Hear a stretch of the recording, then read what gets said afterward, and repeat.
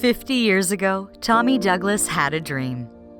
That we would provide health care for every man, woman, and child, irrespective of their color, their race, or their financial status, and by God, we're going to do it!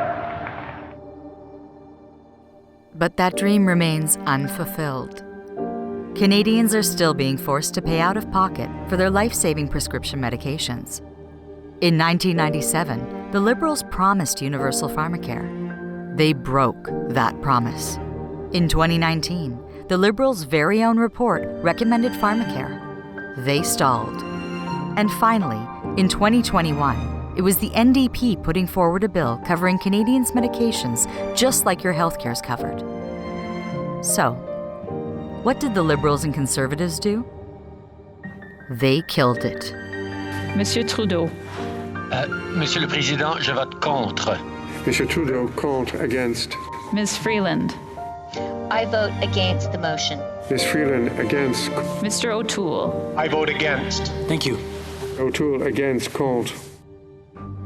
For more than half a century, countless government committees and reports have recommended pharmacare to protect Canadians. For more than half a century, all the Liberals and Conservatives have said is no.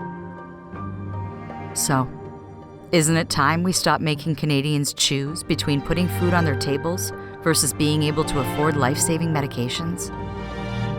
It has always been the CCF NDP's vision to bring in a comprehensive, universal, single-payer pharmacare program. That tough choice of whether or not to keep paying for the heart medication or paying their rent, Canadian families should not have to make that choice. And the New Democrats are going to continue to fight for patients and do what we've always done, which is create and build public health care in Canada.